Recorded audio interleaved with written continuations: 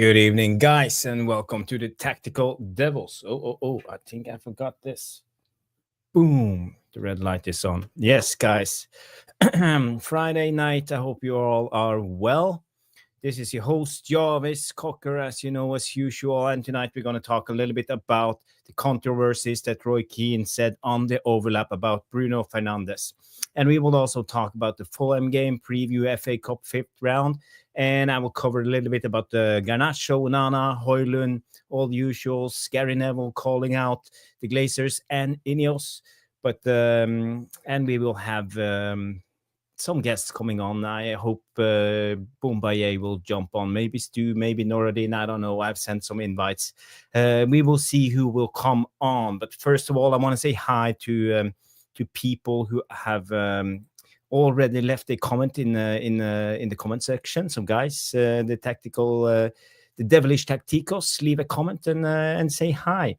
We have Ifjok Udofia coming in and say, if Roy Keane were in Bruno's shoes, he'd slap his teammates every match. He wouldn't last. All captains can't be like Roy Keane, so he should chill. Yes. I think a lot of people are not agreeing with Roy Keane. I'm going to be a little bit controversial tonight and agree a little bit and be a little bit devil's advocate and try to see it from Roy Keane's point of view. But I get what you're saying. I think Bruno had a good game against Ipswich, and he's been doing well. And all in all, he was probably one of our best players, I would say, especially when it comes to stats. He's always producing goals or assists. So in a way, he is what do you call it? Irreplaceable, and he can't be subbed. So we are kind of thinking building the team around Bruno again under another manager. We did it under Woolley. We did it under, I would say, maybe Rangnick. We did it under Ten Hag, and now we're doing it under Amorim. So what have we learned about all this? I think it's 6 years now with Bruno, isn't it? Or is it 3 years with Ten Hag, 2 years with... Yeah, maybe it's his 6th season at all. 5.5 season. So I don't know if Bruno is the guy to take us up again. Get your comments in. I want to know what you think.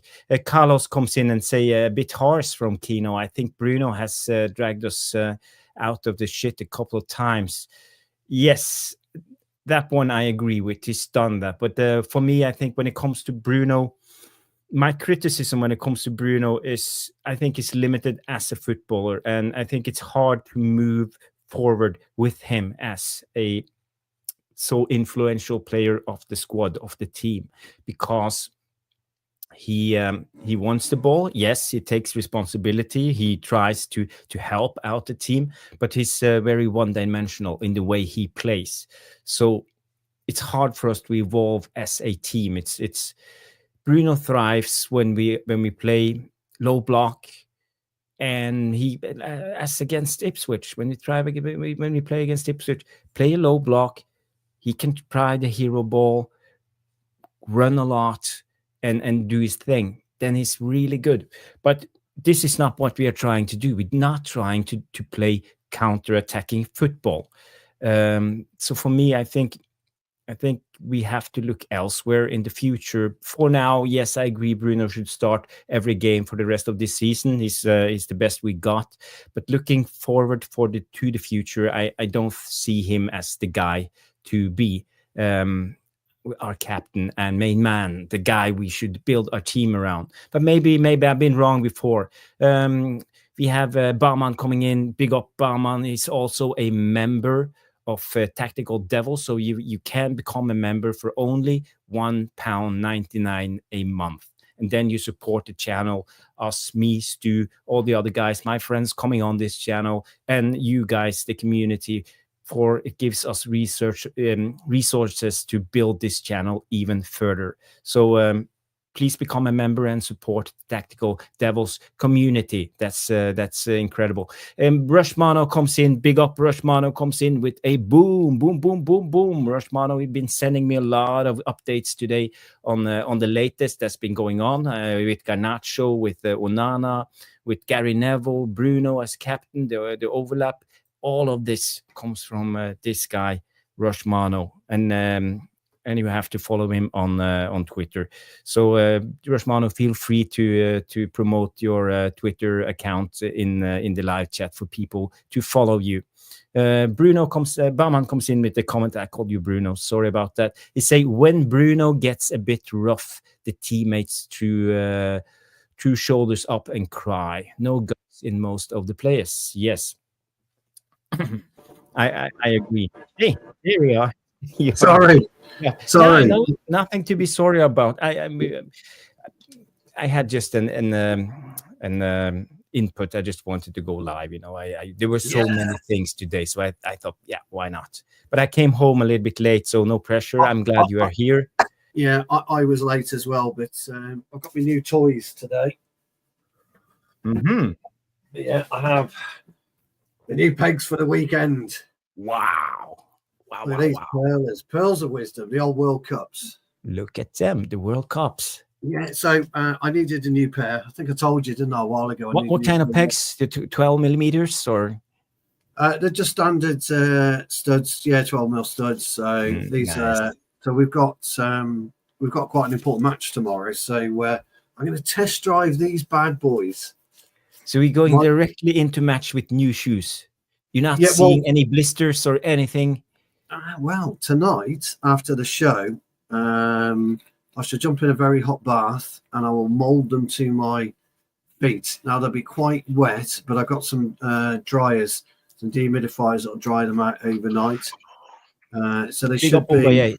Bomàye, big up. So they should be okay for tomorrow afternoon's debut with these. Fingers crossed. So, but the thing about World Cups are they're kangaroo leather, so they're hugely comfortable anyway, and they're really soft, just around the heel area. And if you know your World Cups or your coppers, they're normally quite good. So that's what I've been doing today. Very good. Proper Very boots. Good. Yeah, they're the only boots, Bomàye, the only boots. So, Bomàye, what kind of shoes do you prefer when you play football? I know you're a footballer. Man, when I had a taste of Puma King, I never changed. Ooh, yes. Well, yeah, back in the day, you would either play with Kings, Tiempos, or Adidas World Cups. Yeah, those are the three. I didn't do Predators. I didn't do anything. Just get me any of those three. But I have a bit wide feet, and the Puma is a little bit wider. They are. Nike. I'm sorry, guys. Bin. Not interested. Don't do Nikes. Don't work for me at all. They're too narrow. They don't fit me either. And to be fair, Bomàye, the Kings are lovely. A couple of lads wear Kings, and they absolutely love them. But the new version, they're not quite as supple, I don't think, as the originals. They've still got their flappy white tongue and that, but they're not. The one I'm wearing, these are 4 years old, you know. Are they? These are 4 years old, these boots, and they used to get test driven 3 times a week. So I'm due a new pair, but the quality of everything, Stu, is going down, or the price is going really high. Yeah, I mean, the World Cups, they're coming in at 150 now, which is a lot cheaper. Yeah, they're a lot cheaper than what the Preds are. The Predators are coming in at, what is it, 230? The elite pair. Which it's just a gimmick. But Bomàye, I had the original Predators back in '94. Yeah, the original Craig Johnson Preds, and they were just weird. They were mint, but they were weird at the same time. Did they change this? Are they the ones with like the bumps on the front? They had all the fins. Yeah, they had all the fins. Big up, Bomber. Yeah, all the fins. That's right. Just on the front. What? How did that work out for you? It didn't. I pretended it did, but it didn't. Because if you remember when he did it, he got a bit of clay, didn't he? He got some clay, put him over his. I think it was World Cups actually, and then he started to score this pattern into it, and he went to Adidas with it, and Adidas thought, "Wow, it's great," and they reckon that it added extra power and That's what I remember on the ball, yeah, and well, it did. Let's put it this way: it didn't make me a better player, BomÀye. Let's put it that way. Do you know what I changed once? I went for a pair of red boots. Ooh. Didn't work. Yeah, never again, man. I'm just giving me the old school standard black boot. The one boot that did kind of make me think, wow, we've gone into a new world here. I was in college and a good friend of mine bought a silver pair of Nike R9s. Oh yes, it's the lightest thing I've ever held as a boot. Yes, but you had to be able to play football then, didn't you? Fuck me. Yeah, I was like, wow, man, what the hell is this? But yeah, man. Do you know what I mean? So they the ones with the blue stripe, weren't they? Silver with like the blue and yellow. Exactly that one. Yeah, I remember that boot. Yeah, I dabbled in a pair of Robson Pro New Balance. Okay. Back in the 80s, just to try them because they were a big thing, and Robbo was the man at the time. Mm-hmm. And I did have Kings, but I settled on Adidas World Cups. When I was sorry 14. to interrupt this beautiful talk about the football shoes, but we have a membership gifting from Rush Mano. Just want to thank you, Rush Mano, for gifting memberships to this lovely community, the tactical, the Devilish Tacticos, as we call them. I don't know if you know that, Bomàye, we call them the Devilish Tacticos. Yes, and Stu with his. I think I broke them. No, Elton John. No, John Lennon. John Lennon. These are from the Beatles, the Cavern at the Beatles. Very nice, very nice. Yesterday. That's it, yes. So all our troubles seem so far away. No, Jesus, forget that. They're still swimming down the old Mersey, aren't they, our troubles? It's not going anywhere, that's the problem. Who got them, Jarvis? Who got the memberships? Yes, I want to read out. We have Adsman coming in as the first member. We have Victor J, Kadim Thomas, DKA, and Biggs is the 5 people who got memberships into to the Devilish Tacticos community. And I will try to post some more exclusive member content for you guys, but I'm happy that you are here and supporting, and thank you, Rush Mano, for that generous gift. Thank you very much. I want to go back to before, because I promised people we're going to talk a little bit about the Roy Keane overlap interview before we go to the Fulham preview. Yes. I don't know if you guys saw it. Roy Keane was pretty harsh on Bruno, and he actually said that talked about talent. He called him straight out and said something in the way of talent's not everything. It's about something else. And he spoke about Tony Adams as a leader, himself as a leader, and the modern day leader was not Bruno. He wasn't good enough with goals and assists. He needed something else to be a leader of a big club like Man United. So I don't know. What's your take on this? You can start with Bomàye. I watched the interview because somebody said it's quite explosive. Yeah, Roy Keane is entertaining. Yes. I disagree with Roy. Respectfully, I disagree with Roy. My opinion on Bruno is probably not a popular one these days. Personally, if I look at Bruno's career, Bruno was a captain since he was 13 years old for his teams. He's captained every team he's played for, captained Portugal. When I go to the games with Nuruddin, I've been homing in on Bruno because I want to see, am I wrong? I want to see what everybody else is seeing, which is a lot of criticism on a weekly basis. I have always been an advocate for him to be our captain. I personally feel he is a captain. There's different types of captains. Zidane, when you listen to what Patrice Evra says, Patrick Vieira says, not a vocal guy, but some people, you don't need Roy Keane type captains that just go berserker and scare the life out of you, scare you into playing. There's different types of leadership. Bruno is leading a very young crowd here. He's playing in a very young team. And you've seen the kind of petulance that you get from some of the young players.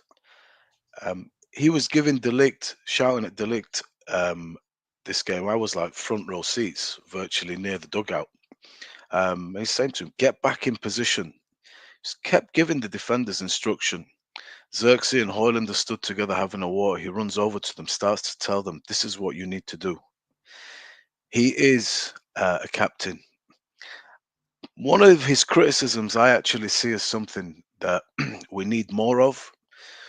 It's called, it's referred to as his petulance. I like that Bruno is versed in what you'd call the dark arts. He wins fouls. His hands go up. He shows he's not happy with the referee. He's building credits for the next foul and the next foul and the next foul. He's smart. He fights for every single decision. We used to be that team. We used to surround the referee. It's part of the game, guys, now. I'm not telling you it's a good part of the game. I've never dived once in my entire football life. I don't know how to dive. Don't know how to do that. I like fair play. I'm that kind of person. If I foul you, I'll give you the foul myself. I want to win because we're better. But in modern day football, we went 10 years ago and we started saying the intercontinental game has invaded ours and there's a diving. Well, now it's prevalent in every single football in the world. It's part of the game.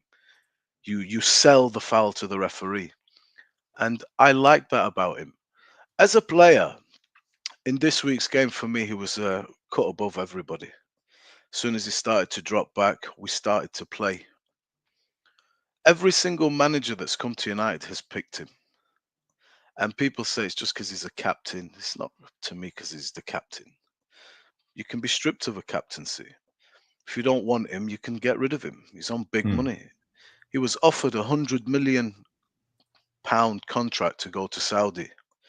He don't want to go. He wants to play football. That's, the mark of a proper professional, man. There's players that are going for money left, right, and centre. Bruno, to me, do you think that was real, Bomàye, or don't you just think it was like agent talk just to push that lucrative new contract that he got? Well, I don't know. You can make what you want of it. Let's say, all right, let's just put it aside. It's on his Wikipedia. That could be bull. I don't know how much credence you put in that, but it's there that he rejected that. But Bruno is a consummate pro. The guy, in terms of work rate, putting a shift in, injury free, he's unbelievable. He holds the record in Premier League history for most minutes played in a season. You look at the numbers, the numbers are there, man. Assists, chances created, but we're just not scoring goals.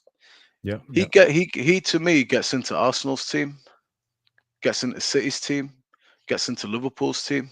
That's me personally. That's what I think.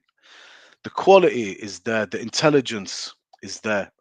He's not perfect, and don't get me wrong, under Ten Hag I was getting angry. There was too many attempts at something special, and the ratio was about 2 to every 10 attempts. Not good enough. But I felt that this team he was playing in then, he was trying to force the issue to take the mantle, because I don't think anybody else has, one, got the quality to do that, or two, got the minerals to do that. And when you're the captain and you are one of the most experienced players now in terms of your age, in terms of your career, in terms of just playing for Man United.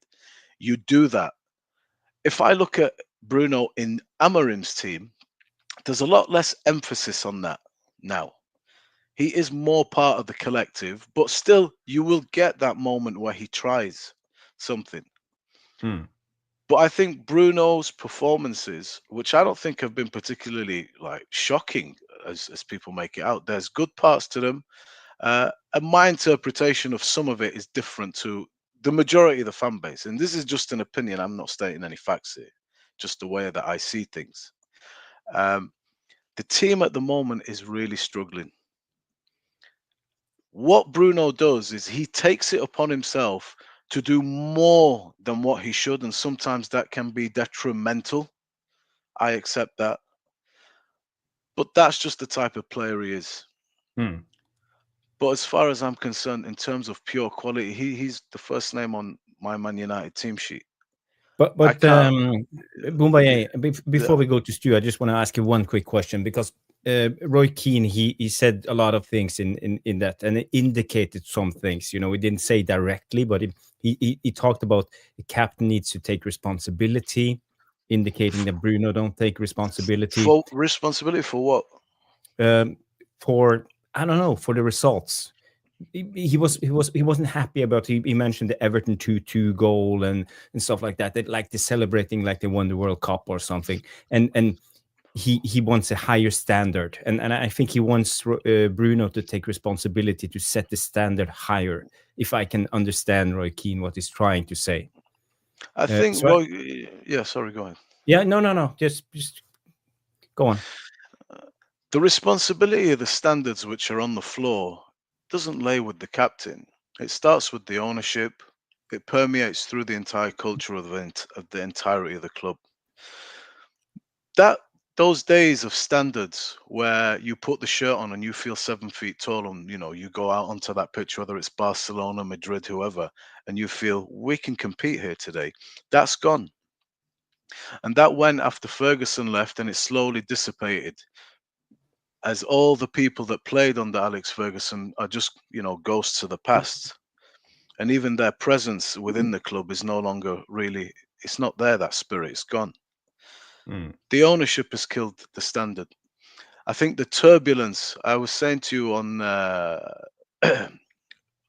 really on the therapy podcast, that Bruno, I think, has played under 5 or 6 managers. This turbulence and these jolts of changes in the way that we want to play, there's no continuity. There's nothing. There's no permanence. It's a lot of fluctuation and variables, and he just keeps going and going and going. So for me, when Roy Keane says he has to take responsibility, man, he's the one that comes and gives you the interviews. He tries to take responsibility, but sometimes because it doesn't quite pull off, it turns into major backlash, major criticism. But Bruno is not a player that I can accuse of hiding or not wanting the ball. I can never accuse him of that. I can't accuse him of a lack of application. You can say headless, positional. I mean, if you follow that example, I think we'd be better for it, just in terms of application, work rate. But for me, he is sometimes his form, his inconsistency is just a symptom of the collective. One hand can't clap. And I keep making the point that, man, look, we have a new idea with regards to signings. We're signing very young players with an element of potential. So sometimes we pay more in the hope that we pay them less and develop them into either something that we can benefit from or eventually sell. If you think about so Ugarte is 23, 24, Kobe Manu is 18. Sometimes he plays with the young boy that looks like McTominay. I can't remember his name. What's Collier. that guy? Collier plays. Ahmad is a baby. Garnacho's a baby. Xerxes a baby. Højlund's a baby. And these babies haven't really played Premier League football. He has to be the leader of that. At the back, you've got Euro. You've got De Ligt, who's just come in. There's no pedigree there. What have you done? They didn't want you in Juventus. We took a punt on you for 45 million. and you've come in and you know, there's his fair share of criticism. So he's not walking into Man City. He's not walking into Liverpool, Arsenal, let's say. This is he's captaining where other development. Oh, sorry, Dorgu. I don't know how old he is. He's a teenager, I think. Just come from Lecce. 20. So there's 20. So there's nuance. There's nuance to these kind of things. But Roy, BomÀye, I just want to say we have Neil Driscoll coming in and say sorry, he's sick of everyone blaming Bruno. Team game, Jarvis. Yes, I agree. It's a team game. It's not about Bruno, but we have to take the debate. We are not, you know, for me, I think it's important that we address issues like this, because I think a lot of the fans feel the same. They feel that we have some problems, and maybe Bruno is one of them. So before we go to Stu, I just want to. Yeah, sorry, did I interrupt your? No, keep going. But I do want to say one last thing. Yep. No, you tell me what you were going to continue. Yeah, I was just going to say, when it comes to Bruno getting criticism from one guy, and the one guy is Roy Keane, the captain of all captains of Man United. Mm-hmm. If you, I think even he's better than Brian Robson, because Robson, he played all his life without winning anything except his last season, I would say. So I know that Stu rates Robson higher than Roy Keane, but in a way, I think Roy Keane achieved more. So that's why I set him higher as a captain. And when a guy like Roy Keane speaks about leadership, I think we should listen, because I think he knows what he's talking about. And maybe he's not eloquent in his word. He got angry. He couldn't address it in a good manner. But when Roy Keane has an opinion about Bruno and saying he's not the captain for Man United, don't you think he has something? He's on to something. He sees something that we don't see. I take your point that Roy Keane was a captain, but Roy Keane as well comes into a Manchester United team that is a good side, or am I wrong? It was a good side, yeah, but it was also because of him. And he was a young man. He stole a place, and he became a permanent fixture.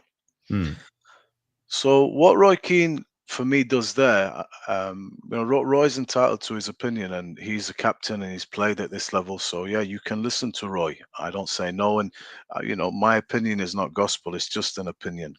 But I'm thinking about it. I'm breaking it down. Roy went nuts. You know, objectivity went out the window a little bit. He lost his head, and Roy has a tendency to do that, and it doesn't bode well. As a pundit, maybe as a manager, you've seen it. You can get away with it perhaps as a player. That's fine. But when a guy starts going like that, sometimes, you know, it is entertaining, and everybody tuned in to watch Roy lose his rag. But Roy is not talking in a way where he's considering anything that I've just said. Roy is you know, he was the captain of since he was 13. He captains Portugal, captain Udinese, captain Sporting, young captain, young leader. He had, you know, the kid's a leader. But Roy maybe looks at Bruno and doesn't see him in the same mold as himself. But I don't believe Ryan Giggs was a good captain. He's not a crazy guy. He doesn't go berserk. He just gives you the look, and you know. You know, that sometimes you go by example. Roy was a different type of captain, maybe more stereotypical captain, you know, aggressive, goes nuts and stuff. All right, fine. There's a place for that too. But when I think about Bruno, and as the weeks roll by, I feel that it's starting to become a little bit blind criticism, negativity by default, without actually objectively looking at what this person gave this week. We have had these types of players previously. You know, they're the punching bags they almost become for the fan base. So we had Fellaini was one, McTominay was another one, Maguire was one, Ashley Young was one. We have these, we have these, and I think Bruno is starting to become also a little bit of one for us.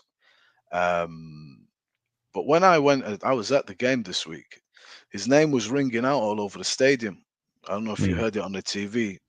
Often, you know, he was he was, I thought he was very, very good this week for us. And I mean, I was sat around a crowd that I don't know them. Sat on my right was a guy from Malaysia, an old man, his first ever game. He came from Switzerland, and he was like, Bruno's been brilliant today. On my left was another guy, Turkish guy, student. He was like, Bruno's been mint. But look at the game and analyze it. It's this guy's rubbish. He's not. He's one of the most talented. Well, he's probably the best player in our squad, in my opinion, and he's one of the best midfielders in the country. Where are you going to find another Bruno that has this skill set that can contribute like this? But you know, I mean, like what midfielders do you think are better than Bruno? BomÀye, I think a lot of people feel that. For me personally, I don't think he's irreplaceable. I think he can be replaced, but I want to hear Stu Woolley's take on this, because when it comes to his Roy Keane's comments, he indicated, he didn't say it specifically, but he said that Bruno was no captain. That leadership is about action. He specifically used the word action.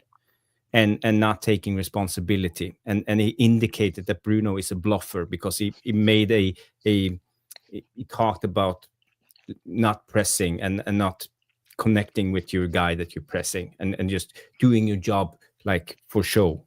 So, Stu, what's your thoughts? Because I know you're old school, you're a hard man, you're like Roy Keane. Yeah, the problem for me is a captain is massively subjective. It truly is. So you've got 11 players on that pitch, and each player requires something different to motivate them, to get them going. Do you want somebody that screams and shouts? Do you want somebody that leads by example by playing better than everybody else? Do you want somebody to say, "Oh, don't worry about it, mate," during the game or whatever? And so for me, and I'm on record of saying this, by the way, you know, my skipper tipped in time. I never ever paid any attention to what my skipper said to me on the pitch ever, because I was too busy concentrating on what I was doing. I was concentrating on my game, so I didn't want somebody in my ear as well telling me, "Oh, you should be doing this, you should be doing that," because I was concentrating on that. And I listen on a weekend, and the lads don't pay any attention to me either, because they shouldn't. They should be concentrating on their own game, concentrating on their own zone, making sure they've got the communication right between the 3 or 4 players that are in their zone at any one given time, so that they're doing the very best they can for, so I don't know, for argument's sake, on the left side of the pitch or the right side of the pitch or the middle of the pitch. Well, I kind of like that element to football, and I was brought up that way. You know, there are certain countries that pay zero respect to the captaincy. Italy, in particular, is one of them. Clubs like Juventus, AC Milan back in the day, the oldest player was captain. Same for the national team. The oldest player was captain, not the ability, not the way to communicate. What I look for when I'm in a dressing room, I look for mannerisms all the time. Mannerisms are quite important to me. Whether or not you're a great footballer, it's all about your mannerisms first and foremost. And I like to see what people do in the dressing room pre-game. I like to see, you know, if they're laughing and joking, that means they're kind of relaxed about the game. If they're quiet, they might be uptight, or they might require music before a game. It's quite interesting, the different types of personalities that you get in a changing room. You go out train, you know, for your pre-match warm-up, you have a bit of a chin wag. You can then get people's mentality that way.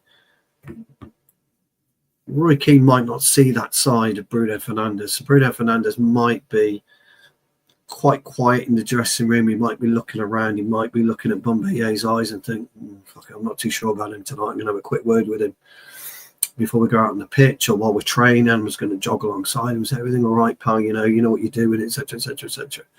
Or he might be that type of player. Looks at Bomàye and says, fuck's sake. Jesus. Oi, have you fucking checked him out? And this is what happens in a dressing room on a regular basis. And it happens up and down the leagues. Roy Keane is hugely passionate, but Roy Keane walked into a side that had the larger than life characters. Peter Schmeichel, Paul Ince, Stevie Bruce, Pallister, etc. All these players had huge personalities. And then you add to that, the cherry on the cake is 1 minute you're playing against Cantona, next minute he walks through the fucking door and everything changes. Everybody looks, fucking hell. Fucking Eric Cantona's in the side. He wasn't even captain. And there is your defining moment of what a captain can be and what a captain can't be. Now, where Roy Keane was you could slightly elevate him, but it's unfair on Bruno because he hasn't got that Cantona personality within that side. So Roy Keane had to rise above Eric to remain captain, and he did that in his own way. For me, like I say, it's very subjective. I kind of understand Roy Keane's thought process behind this, because I've looked at Bruno and thought, but we don't necessarily know what we're seeing behind closed doors. So for me, and like I say, me and BomÀye and you, Jarvis, we're all different on this, by the way, how we want a captain to be. We're all completely different. We're all footballers, but completely different. We require different things from a captain. Mine is leave me the fuck alone. Not interested. Don't talk to me. Yours might be something different. Bomàye's might be something different. So Roy Keane's looking at it from the outside in. I think he sees a weak personality. I think that's what he sees as a weak personality. I don't think he's got an issue with his playing ability. I think he sees a weak personality. But if you don't know that person, it's very difficult to really have a good, genuine opinion on what the facts are there. So I kind of agree pretty much with what Bomàye and what you have said. And I'm not sitting on the fence on this one because I'd never do that and I won't. But what I do believe is that there are different types. The era was different. You had to be full-blooded. I mean, look, what would Bruno be like if he was playing in the mid-90s and he was away at Selhurst Park and Vinnie Jones is kicking the living shit out of him, or Laurie Sanchez was elbowing you every 2 minutes, because that's what Sanchez did. He was the biggest shithouse on the planet. He was a lot bigger shithouse than Vinnie Jones was. Or you're going in with a very, young McAllister. He was a little bastard, McAllister was. Yeah. Or you're going in with Martin Keown on a regular basis. These are types of players don't exist anymore. They really don't. And I'm talking I'm talking a handful of players. And I think what Roy was talking about on with Tony Adams wasn't his playing ability. It was his overall ability. His overall personality, what he projected onto the team. Cantona was lucky. Well, we were lucky with Cantona because he had both, didn't he? A fantastic footballer, but what a presence. So for me, maybe a bit controversial. I don't know. But you have to take a captaincy viewpoint for yourself as a person and what you need from it. And I just don't need anything from my skipper, and I do. I might say something to lads on a weekend, and they just look at me as if something. Oh, fuck off. Don't talk to me. Not interested. So I always used to concentrate on my area. Tough one, but maybe Bomàye's right as well. Maybe Roy Keane was just hadn't had a proper rant for a while and needed a good old rant. But we don't have the personnel alongside him. No. Be able to really demonstrate a true captain. It's just one of those. Yeah. I want to wrap up this Bruno Roy Keane debate, but I think you both made brilliant points. I just want to say, as the captain, I think you should be in a way the shepherd leading the guys in the right direction. And Exactly. we have been now in the last 5 to 6 years. I don't know if it's Bruno was being captain all the time. He had Maguire too, and several managers, but we look lost in a way. Even with the new manager coming in, trying to lead the guys, it works for about a season, and then everybody wanders off in their own direction.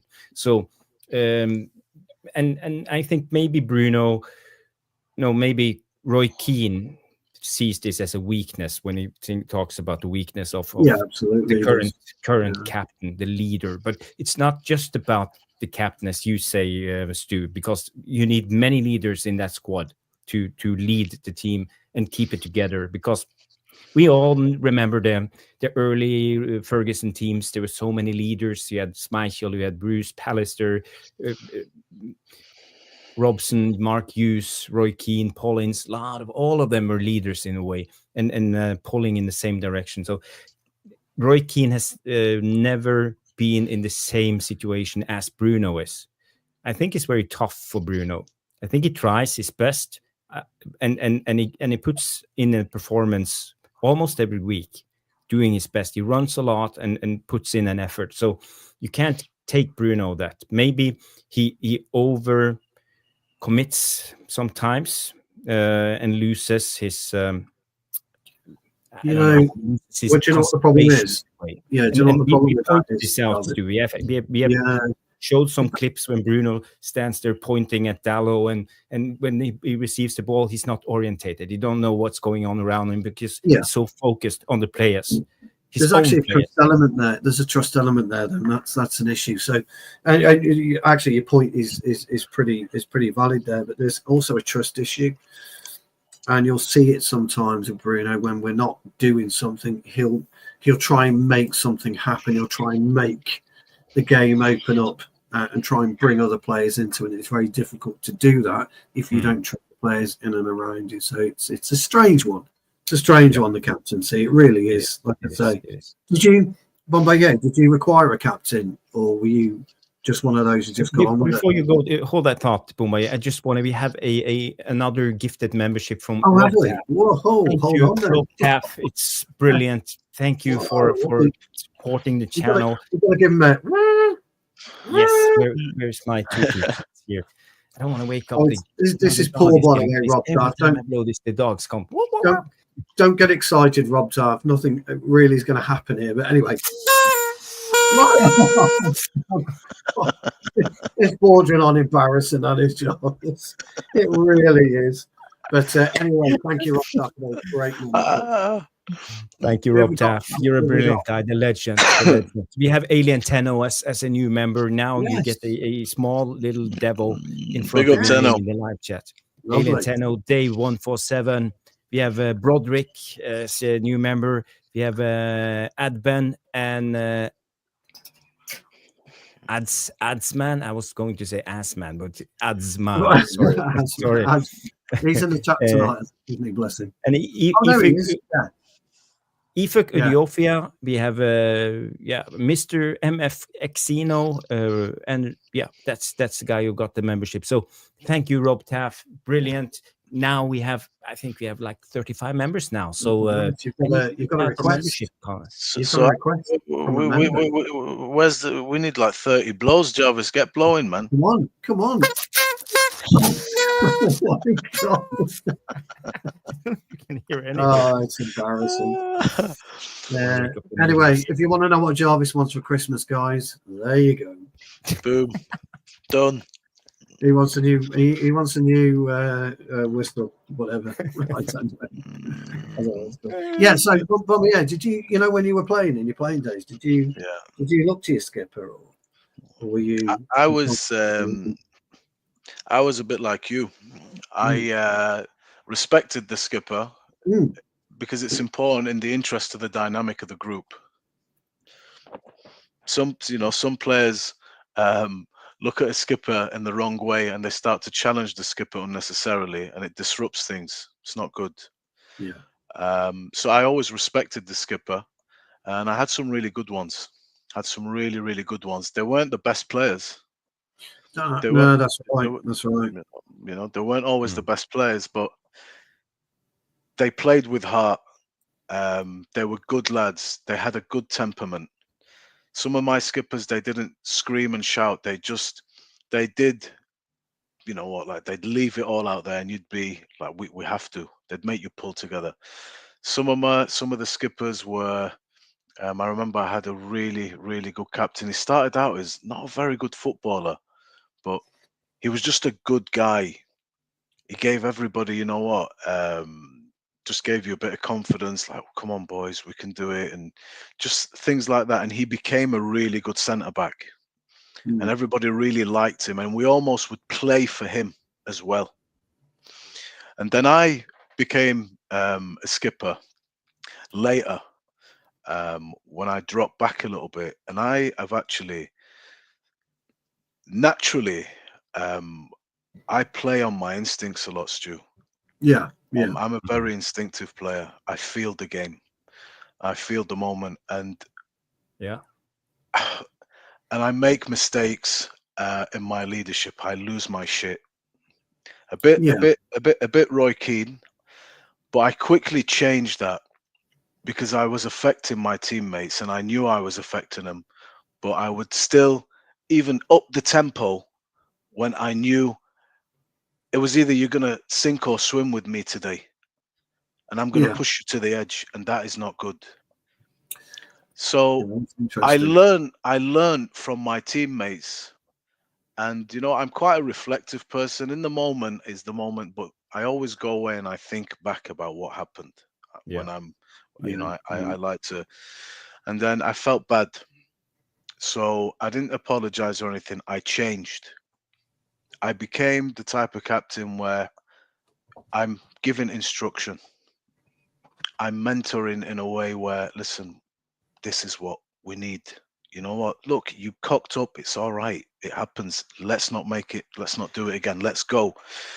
And you know what? That is a lot better for me as an individual, because my conscience is clearer from a mm, personal point of view, Stu. And I yeah, feel it puts it by default, rather than me going nuts, it puts the responsibility in the hands of the teammate. I'm here. I'm giving you instruction. You know what? I'm not gonna eat your dinner, but come on, you're better than this. Let's do it. And if they don't, then they will go away and they will reflect, yeah, and then hopefully they'll come back better. And if they don't, and it persists, then we will have a, you know, I'll come on. Look, this is the issue. So that was me as a skipper, but there's different types of skippers, Stu. We had yeah, some, just like there's different type of managers, man. Sometimes the manager, he breeds a bulldog that he wants an extension of himself, and he's just a, you know, a crazy manager, smashes things up. I've had that type of manager. yeah. Me too. You know, I've had a manager that he wounds me more because he doesn't smash anything. He doesn't shout. He doesn't look at us. I'll see you at Not training. angry, just Take, disappointed. take And a care. And you different know look. what? It's like a stab in the heart. Mm. Um, so yeah, man, there's different captains, and I've played in different teams. I've played in teams where we're flying. We are an excellent team, no issues. Everybody knows what they have to do. Then I've walked into a team where I'm one of the better players, but I can't play my natural game Yeah, because the people behind me, do you know, like, what, for example, now, if Onana's your goalkeeper, man, I'm scared. I'm not comfortable. I want to concentrate on what I have to do. Mm. It's not easy for me to just do my own job when I know that you're not going to be able to do yours adequately. I have to yeah, play your game while I'm trying to play mine. It's wrong, perhaps, at this level of football in the public eye so much. And this is perhaps where Bruno, I understand what he's trying to do. And I think that is taking responsibility, but it can be detrimental. But it's a detriment because this team is not functioning as a team. Delo is getting caught out of position, playing people onside a lot. all the time, all the time. A lot. It's a problem. Onana is a major issue. Everything looks so difficult. There's nothing about Onana that fills me with any sort of confidence. So how does the defender feel? How does the midfielder feel if he's got a problem behind him? It's very difficult, this kind of thing. So the dynamic of Manchester United right now is such that as a captain, it is not an easy job. And that's not me. Look, everyone has the opinion, and I respect everyone's opinion to say Bruno is no good. He shouldn't be the captain. That's an opinion which is, that's fine. But from my point of view, and, having played the game for 32 years, man, I've played under different captains like yourself. I know what it's like. It's not easy, this situation. We used to talk about Pogba. I was not a Pogba fan. But I remember he can't sit. He needs better players around him. Can't play on the left. Man, we gave you Matic. Matic, to me, is a great player. Great player. Top-class player. Absolutely amazing. He was overplayed by time, so by Jose. And he didn't have legs left. Yeah, so, I mean, we had a much better side there. But now, man, this is just a very young side. So this is yeah. I think that's our issue, isn't it? We are a young side. I think the other thing about it, BomÀye, today. Quick one, hold your thoughts, Stu. Sorry for interrupting you guys again. I'm just gonna reply to some of the guys in the chat. And Alien Tenno, I got you covered, so I will send you the reply on what you sent me the other day. I just want to move on from the captaincy because we have a lot to cover. We have 51 minutes into the show. I don't want to do a 2-hour marathon today. No. I want to go on to the latest. I don't know if you guys saw what happened to Garnacho because the skipper, the head coach came out and said it wasn't that dramatic. He just went in to change a shirt and he came back and didn't look good. But he failed to mention the Instagram picture that Garnacho put out right after the game. So I don't know actually what's going on. And for me, I feel like he's not telling the whole truth. But this is where we'll all agree, Jarvis, right? Modern footballers are pansies, period. Yes. I've been playing, believe it or not, Bomàye. I'm on my 50th year of playing football now because I started at under 6s when I was 5. I turned 55 in February. And as well as I do, so does Jarvis, more than you're born in the same month as me? Yeah, I'm the 12th of Feb. Oh, okay. Nice. Yeah. And so we played in snow, with an orange football.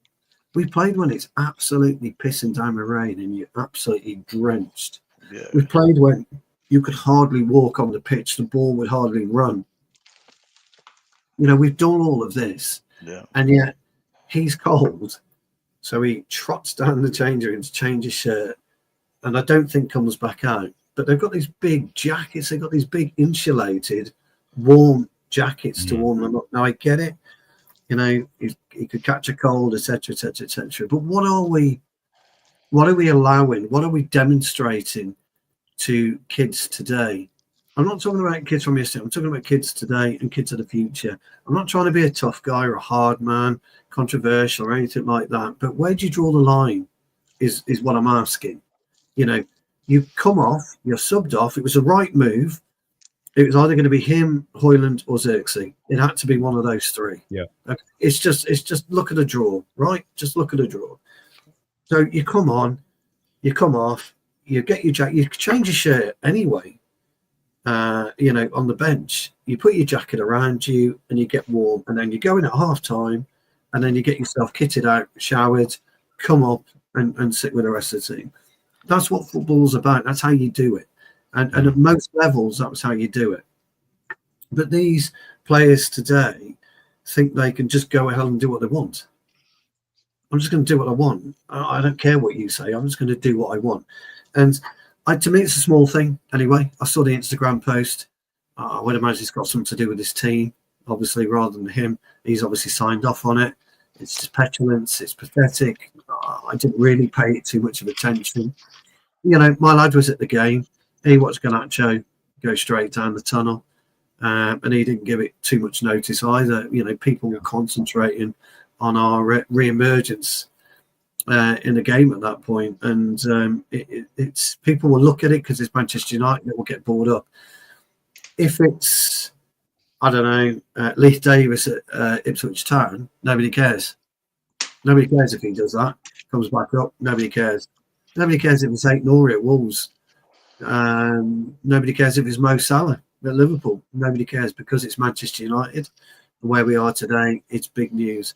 Look, I think he's gone in the summer anyway, Garnacho. I don't think he wants to be here anymore. I just think he moves on. I think that's what he wants. So I think he goes in the summer anyway.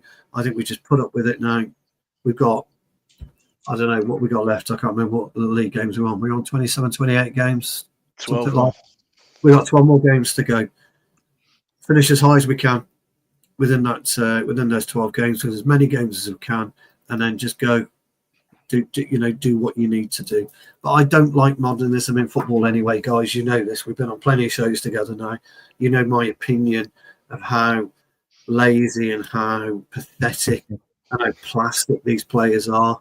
I don't want to see a plastic player.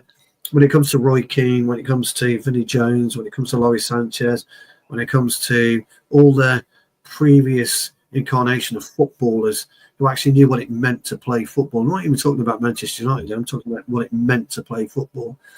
BomÀye on a Saturday afternoon, you, Jarvis, on a Saturday afternoon, me on a Saturday afternoon, or a Sunday afternoon, or whatever. We know what it means to play football. We get excited. We get this real fizz.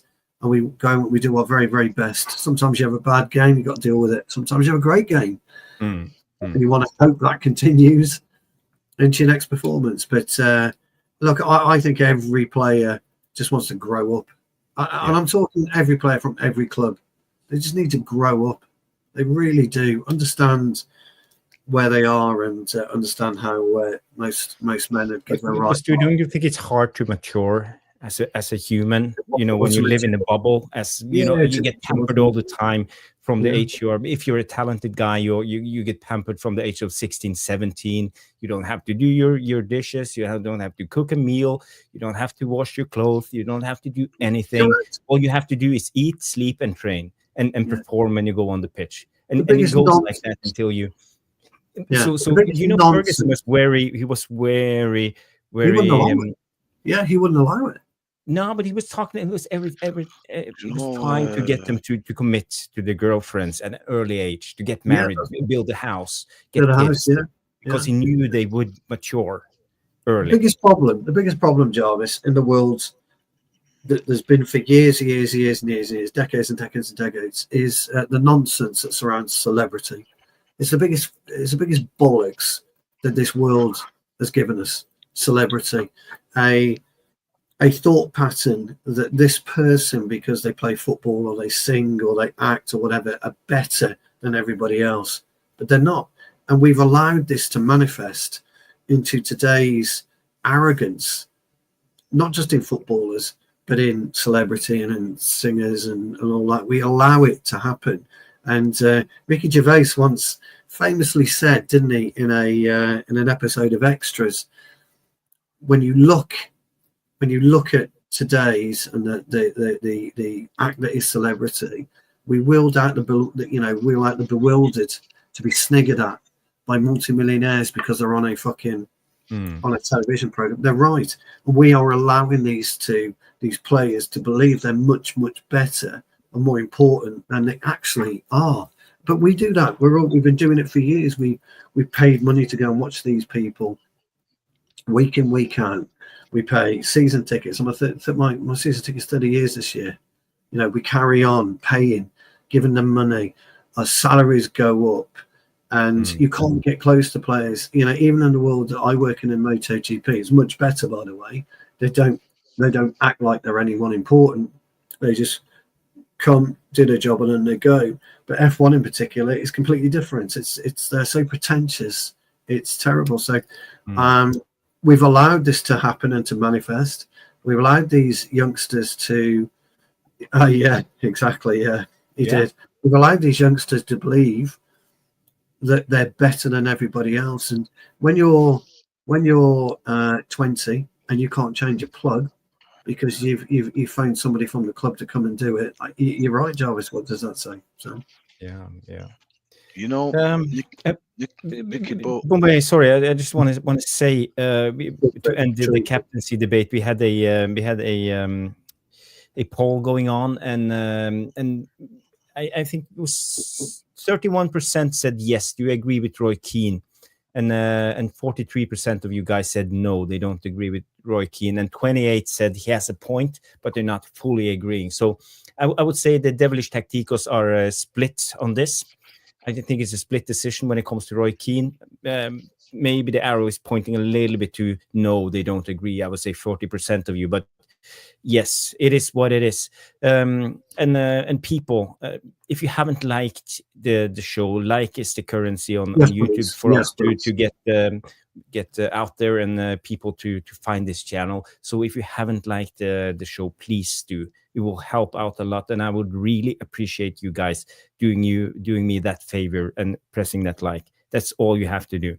And of course, if you like what you see, the content, I would love you to subscribe to the channel. We are heading to 600 subs now. The aim is 1,000, but at least let's hit 600 very soon. Hopefully this weekend. We are 15 away, I believe. So come on. Yeah, we are. I think. Yeah, 15 away. Subscribe.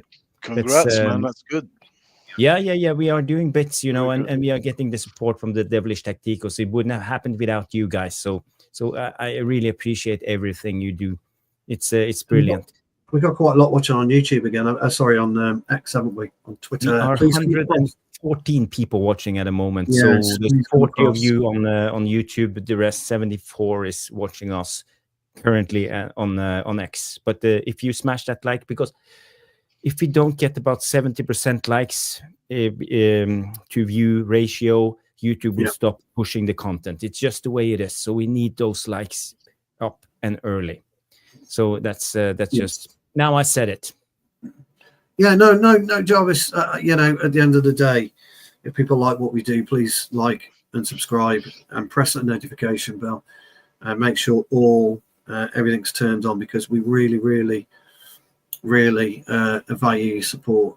So if you are on X and you are watching, if you could just pop over to YouTube, it won't take too long. Just click that like for us, press the subscribe.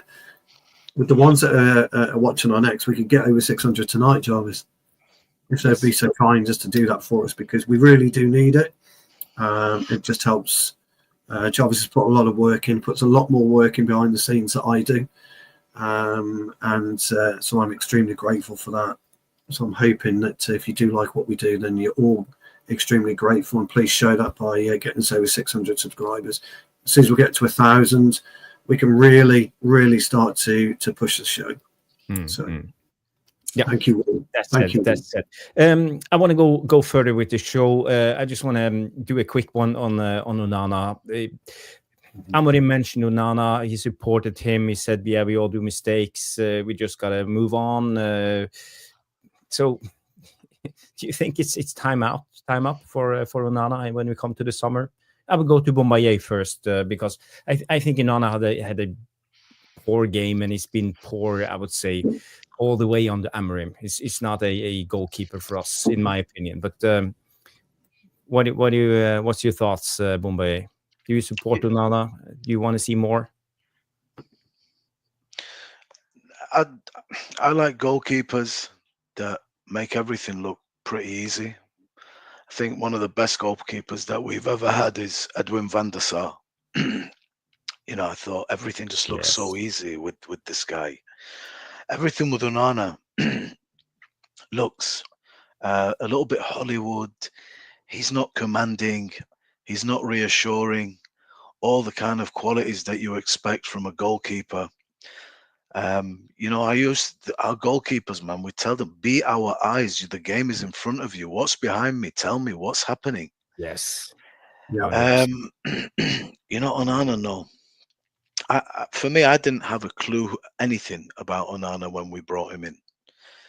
I was impressed with the footwork, but you're a goalkeeper. You're a goalkeeper, and he's not a good one. He's just a goalkeeper is so important to be consistent. You know, so important to be consistent, and he's not. There's always a mistake there. He's jittery every game. I just feel that he's gonna, find himself, if he does leave, in the pantheon of Taibbi, that era where we were just going through keepers. I don't see it. I really don't see it. He's not a good goalkeeper. I wanted David Raya. I watched him at Brentford, and I kind of liked what I saw. David Raya. So that was the one that I looked at. But no, I think Onana, if we can change, if there's something else, I would change. If this is what we're going to get for the rest of the season, and I think it is. I think this is the keeper that we've signed to unfortunately.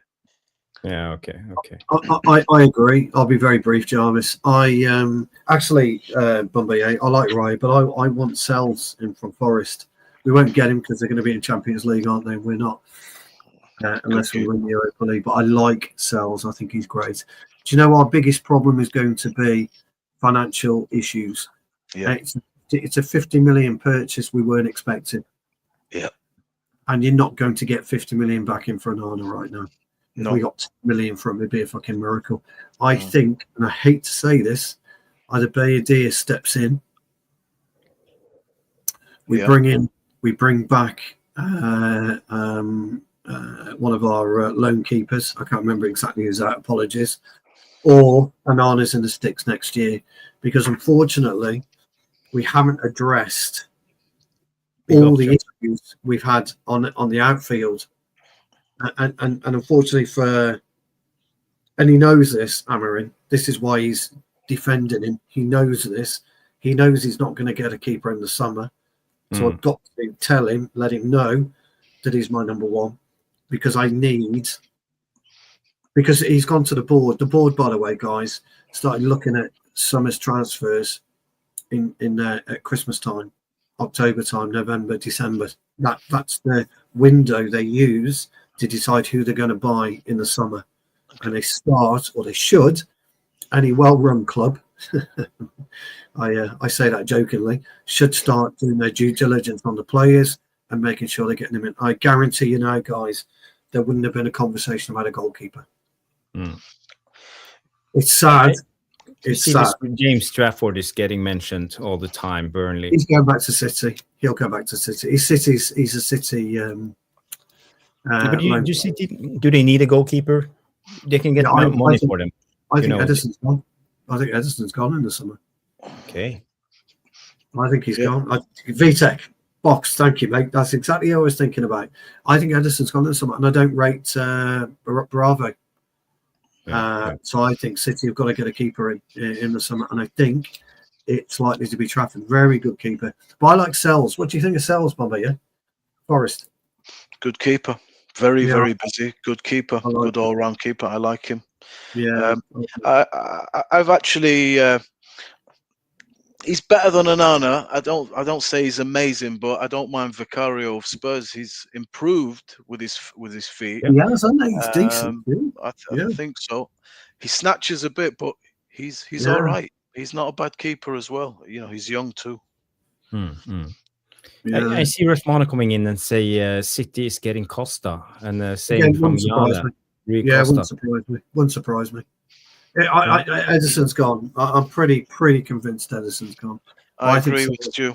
I think he will. It was on the horizon this year. He stayed. It was.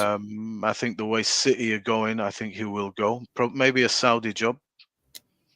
I think he goes Saudi. Yeah, I think he goes Saudi. I totally agree. I think he's gone. Yeah.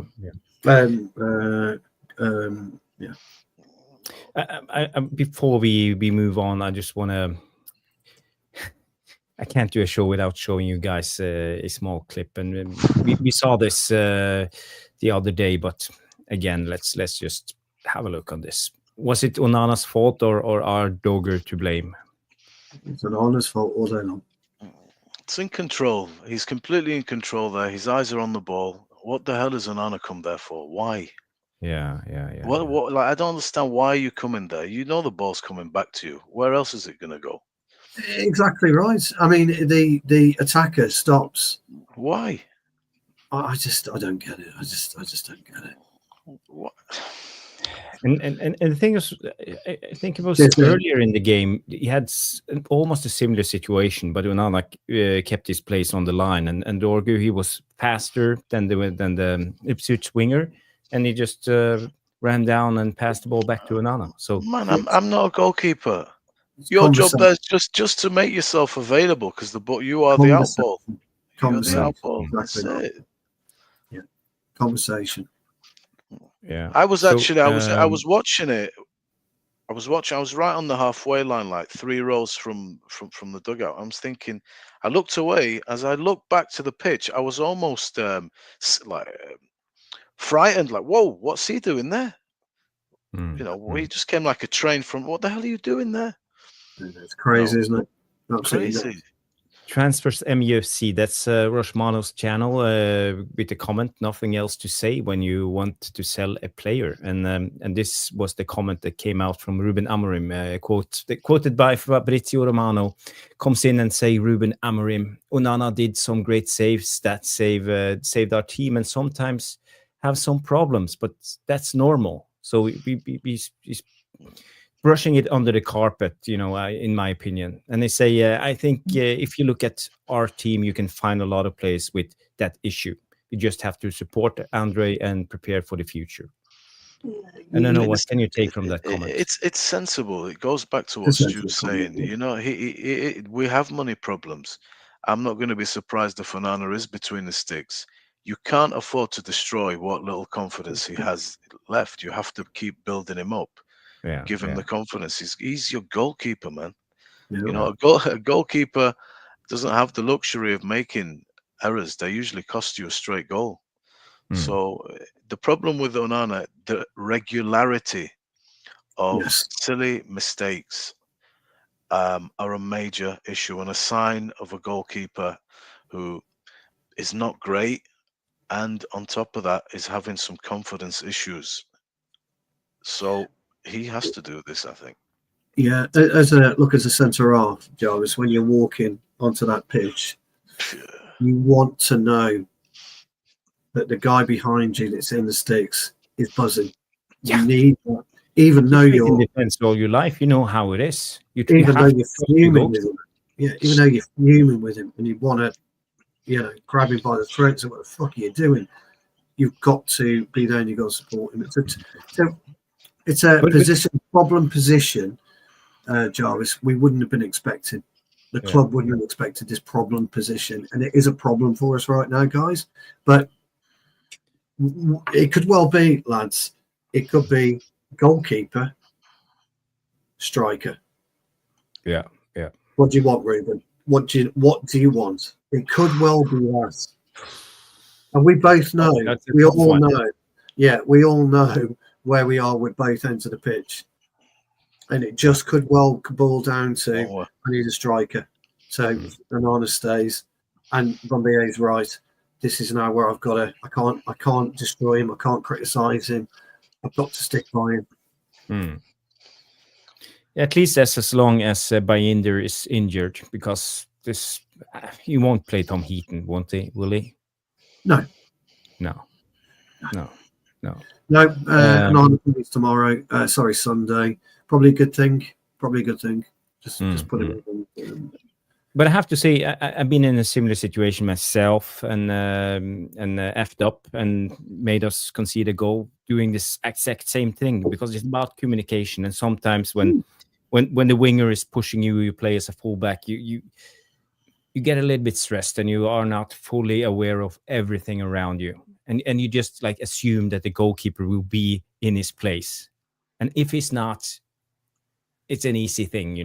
It happens in football. It's not the first time, and it's not the last time. Go back in the history. There's loads of mistakes that have been made. I want to make a point on Højlund, because his confidence is shattered, and this came out today. The feeling among some internals, I don't know who those internals are at MUFC, is one of sympathy for Rasmus Højlund. and he should not be shouldering the entire goal-scoring burden on his strikers. Room at the club the size of United. So he puts in a stinker after stinker, and for me, I'm not happy with Højlund. We have been sitting here pointing out everything that he's doing wrong all the time. You never know what you get from Højlund. You see some goods, but a lot of bad things. So what are we supposed to do with him? I heard some rumors that there was some swap deal with Osimhen, 30 million, and we paid the rest for Osimhen, maybe 50. Is that a possibility, or should we give him more time? He needs time for me. But do you know what I would do, Jarvis? I'd take him out of the equation. I would take Højlund out of the equation for the next 2 to 3 matches. I'd bench him and I wouldn't bring him on. I would just leave him, talk to him, and get him to train, and practice. Believe it or not, I know it sounds daft, in an empty goal. Practice your runs in an empty goal. Look at where you need to be. Look at where you want to be. Think about scenarios and run into the space in an empty goal constantly. And you've got to, get a youngster to deliver crosses into, whatever, but concentrate on that 18-yard box. Don't come out of that box. Concentrate in it, and then concentrate on your runs. From 18 yards to 12 yards, 12 yards to 6 yards. Use that as your starting point. Master those 2 areas. Master the areas, right? Once you've mastered those areas, then bring a goalkeeper in, and then add that to it. But don't do anything outside the box. Play inside the box. All your movement is within that 18-yard box. As soon as you step out of it again, the problem Højlund's got is outside the 18-yard box is his comfort zone. Inside the box isn't. Yeah. He doesn't like being in the box. You've got to learn to live inside the box. And the only way to do it is to train unorthodox. And unorthodox is get a little 18-year-old in. Do it with Obi Martin if you wish. Get the ball in and just finish with an empty goal. And BomÀye will tell you this because Bomàye is a forward player. And I was never a forward player. There's only 2 positions within that goal that you should constantly aim for. And that's where you're comfortable at striking the ball, whatever it is, whether it's bottom right, bottom left, mid right, mid left, top right, top left. The 2 positions you go for. So when you're in on goal, you know where you're striking. A good striker, Van Nistelrooy, Cole, Salah, they can do it with their eyes closed because they know exactly where the posts are. The posts don't move. The only thing that moves is the goalkeeper. And if I tell you now, if you'll put it bottom right, just inside the post, you score 10 out of 10. And that's what you do. But Stu, are you criticizing Højlund because he's not scoring goals? I read in the chat it's been 17 games now without a goal. No, I'm criticising not going into the box. He's frightened of the box. He's scared of the 18-yard box. He's got a phobia about it. Most of us have phobias on, spiders, mice, rats, whatever. He's got a phobia of the box, which when you're a striker, it's not good enough. So you've got to get over that phobia. And the only way to do it, it's massively unorthodox. It sounds absolutely dumb. It really does. But you practice only inside that box, no goalkeeper. As a Man United supporter, quite honestly, I don't care who scores the goals as long as we score a goal. And I think my issue with Højlund is he's not contributing to the team as he should do as a striker, open up space. I see snippets. Sometimes he do the right thing. Other times he's not. Against, who was this? We played against, was it Fulham? No, it was Spurs. Tottenham, isn't it? Yeah. And he made this run. This is what I would like to see more. This is the Jokenes run into the channels. Open up, holding up play. And in this instance, he should have kept the ball and waited for the second wave of players and created something, because we don't have an out when it comes to Højlund when he plays up the ball. And here he was a little bit greedy, but this is what we want. You want to see more from him, but I want to see him getting involved as a team player for Man United. And my issue when it comes to Højlund, I just want to say, I think when we play against other teams, they often man mark us when we try to play out from the back.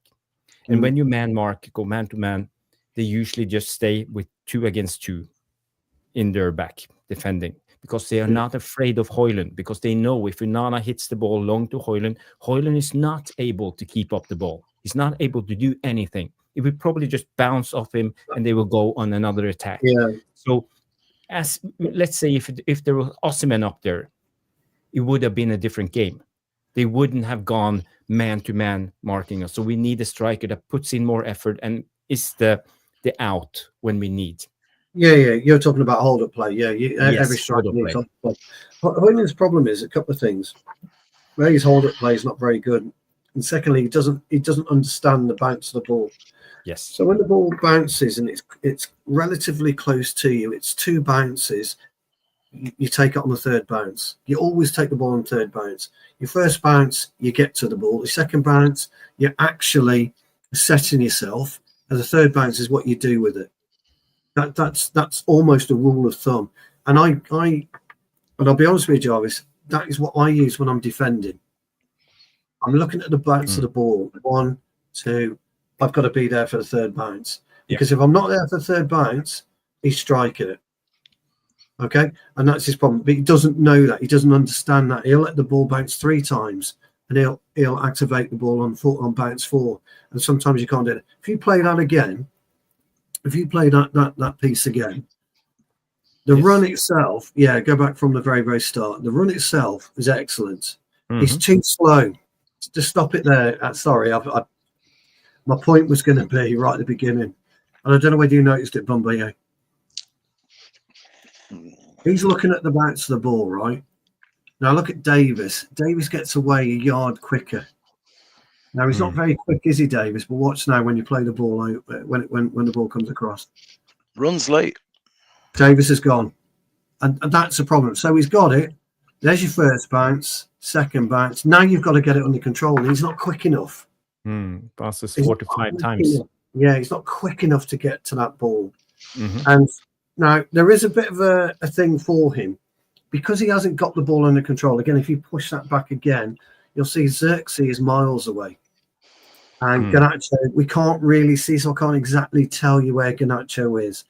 But if he was quicker and he was able to take the ball on the 3rd bounce on the run, either a shot or to run the diagonal with it, he's got a better opportunity getting past Davis. But Davis should never be able to square him up the way that he has. Yeah. You point out a vital thing. And I see also people in the chat mentioning this, his timing of his runs. Problem with Højlund, man, is everything that you guys have said. We seem to be finding our forward central players having to almost play in midfield. Now, there's a very distinct difference, in my opinion. Xerxes seems to have a picture in his mind. His hold-up play is quite good. Yeah. I like his feet. He has a good picture in his mind. His starting position of his body is good as well. Højlund, I think, has gone into a slumber. It's panic mode. It is. It is. The ball comes. The work is very scruffy. It can't be like that. You're a massive unit. He's bigger. He's as big as Haaland. I saw them next to each other. I was surprised at how big this guy is. He seems like he's got a little bit wooden feet. He can actually do some nice touches, but when he takes the ball, I don't know if you can. But it's about his shielding because he gets pushed out of balance. His balance is poor. It's not about his technique per se. It's more of his balance for me. And then the reception of the ball, he cannot kill the sting of the ball. It bounces almost off him a lot of the time. Yeah, which it shouldn't do. Yeah, it shouldn't do. Xerxes, it's a different ball game altogether. The ball is immediately under control. You find that he can bring others into play quickly and move. Now the game is in front of us. Now they're backtracking. Højlund seldom offers us that opportunity. Yes. Static, very static. That run that you made is a collector's item. Yep. And I agree with your point, Jarvis. We're not getting any added value from your presence on the pitch. That statement is irrelevant to me. I'm not looking to you to be scoring the goals. Yeah. That's not just on you. We have a team problem at the minute. The balance of the team is not allowing us to get forward like we want. But when we do, Stu's right. You've got to be a killer in that box. You have to be, I'm getting there, I'm being there. If we're not finding you, that's a different issue. We can address that. But you have to be there. Now, there are instances wherein he was there, but Højlund is, I feel, in a slumber. There's no added value. You have to open up the spaces for us. You have to make those runs regular, work that channel. I've seen too many games where he's almost more comfortable as like a false nine. I want the ball to feet. No, I don't want you to get the ball to feet. It's not that kind of game. We're struggling to get it to feet. Open space. Drag defenders. Play on the shoulder. All the time. Play on the shoulder. If you go offside, I don't mind, but you're not doing anything. You're just there wrestling with the centre back. They're unbalancing you. The ball is bouncing off you. It's not. Maybe you do need to be pulled out of the firing line. Watch. I think he does. Work on the touch and bend your knees when the ball's coming to you. Don't stand up tall. Yeah. Take the ball. Take the sting out. Hold them off. Bring somebody in. If you can do that for us, we will start to get away. But we're having a major issue with that. So well, that's because you understand body posture, though, BomÀye. What you're talking about there is body posture. Body posture. Yeah, I always say it's like that, isn't it? Use your bum. Use your bum, man. Stick it back, shield it. He's just playing their game. He's massive. All the time. And he's fast, and he's wasting it. He's wasting it. So maybe he needs to be pulled out the firing line. Body posture, work on that. He doesn't occupy the centre halves. Do you know, I'd be firing balls into him along the floor, like fast. Take the sting out of these balls for me. Yeah, that's what I'm saying. You don't need a goalkeeper in. You don't need a goalkeeper in there, Bomàye. Get him into him, fizzy. But he doesn't. Me and Jarvis spoke about this a few weeks ago when we played Liverpool. Jarvis was talking about, brilliantly, by the way, he was talking about the system that Amorim wants to play. And we were talking about Liverpool's defensive side. And I said, well, it's easy if you don't occupy at least one of the centre halves. You have to, as a forward, occupy him. I'd love to play against Højlund. It'd be an easy day's work for me because you've just got to just follow him a little bit. You don't need to go touch tight with him because chances are he won't control the ball. You know which way he's going to turn with it because he's all left foot. So you know pretty much where you need to be yourself. Yeah, he has got 2 left feet. So sorry, John. You know how Lukaku's got not got a touch for me. Yeah, yeah. You see, Lukaku has learnt to roll the defender. He's pretty good at that. But he's strong. He's strong. Yeah, Højlund's strong. But like I say, the balance. But you don't have the balance. You need to have balance. You know, Stu's a centre back. It's another thing than strength. Stu's a centre back. I don't know. If your first touch is off, Stu's in. Oh yeah, definitely. Stu's in. The pressure's on now. It's too late. Stu just needs to nick that ball. It's over. Yeah.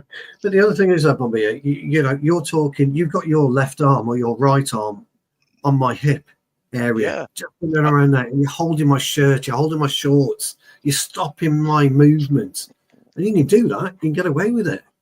That's all you need to do. Yeah, man. I'm using you as well as part of my balancing act. Yeah, exactly. He's just, it's all just, it's like bouncing it into a wall. That's got to change. That has to improve. I mean, look, when he gets his chances in front of goal, I've seen finishes. There's competency there. But you need to start being a killer. You're focusing too much on the stuff and you're doing it very badly. He's in a slumber. He really is. Somebody needs to take him out of the firing line and say, look, this is the issue. This is what I need from you to start working on. This is important now.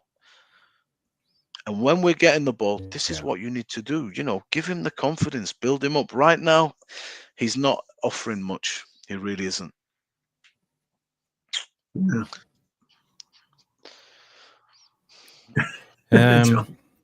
When it comes Lost to for words, strikers, Joe.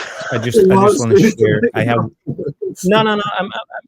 I'm just sitting in the background, editing, finding clips, doing. Yes, I know. Yeah. So I just want to show you guys this one. It's a guy called Samu Orme. What's his name? How do you pronounce his name? Omorodion, I think his name is Samu, the guy who played for Porto. He scored 2 goals against us in the Europa League. I don't know if you remember when we won the game. No, there was a draw, 3-3. Big striker, young striker, and you know, he's the same age as Højlund. No, he's younger. And I just want to show you how you move as a smart striker, because this clip shows this. Let me just see if I have the correct speed. Sorry for the. Here you see him in the center of the pitch, and how he moves, because he's up against De Ligt. He's on his blind side. You see De Ligt looking at him. He knows he's making waves, this kid. Yes. He's on the blind side, and suddenly he moves, cuts in front of him to get first. Yeah. That's how you move as a striker. You make yourself space. That's a really intelligent move. I do have an opinion on that. I do have an opinion on that. Okay. You just go back slightly. This is more old school defending, by the way. But if you play it from there, now he knows where he's going to go. Now, De Ligt's got a problem straight away until he looks. Yeah. When he starts to move across, okay, and then he kind of goes straight again. Now you move across and you block him. So you move across before. But De Ligt is looking at him right now. He's so fully aware where he is. Go back just a little bit. Just a tiny bit. Just a tiny bit. That's where you block him. That's where you come across him. You use your left to dragging foot to take him down. That's how you do it. And you stop all of that immediately, but he doesn't do it. We don't do that in modern day football, Jarvis. And what happens is, because he's got, and the reason he's got that run on De Ligt, by the way, is De Ligt has got slightly in front of him, and then he can't see him. And that's what enables him to get in and around him. It's very good forward play, shocking defensively. Do you know in that position, Stu, are you interested at the point where we're near where the cross is coming in now? Yeah. Are you at any moment interested in, well, okay, I'm going to forget about the man. I'm focusing on cutting this ball out at all? Correct. Correct. Yeah? Yes. Yeah, so, 100%. Okay. Because it's too late then, Bomàye. And I understand your question. It's too late. You've got to then, but you can't be bothered about the man. You've got to stop the cross, because if you look at where he was coming, the cross is always going to be quite deep, because we pushed him close to the byline, not very close, but close to the byline. So cross is going to come across rather than a cut back. But I would have had him on his arse before. I'd run across him, and then get up and say, "Fucking hell, ref! You seen what he's done to me? Claim to foul me." You get the foul. Yes, Stu. Get in there, man. That's what I would. I see Batham coming in and say, "Oh, my favorite attacking clip of the last few years." Yeah, it's a good clip. I like this Samu guy, and this is another from the same game. And if you look, this is Samu in the middle of the box, how he moves. You look, he pointing where he wants the ball. I just want to go back a little bit. You see here his arm is out. He's pointing. He wants the ball in this area. Points here in this area around here, and he tells the guy to make the cross in the right area. You never see Højlund do stuff like that. No, you don't. And you see here he moves perfectly. He's strong, heads the ball in. Oh well, he didn't score himself, but he made the goal. And this is the kind of striker I would like, this Samu guy. But the problem is he's 50% owned by Atletico Madrid, I believe, still, and he has a buyout clause of 185 million pounds or something. It's too high. One thing that you do in football sometimes you make a pass, you force your teammate to take a certain amount of space. You play it into a certain area where you're forcing that player to go where you want him to be, because you can see where the ball should be.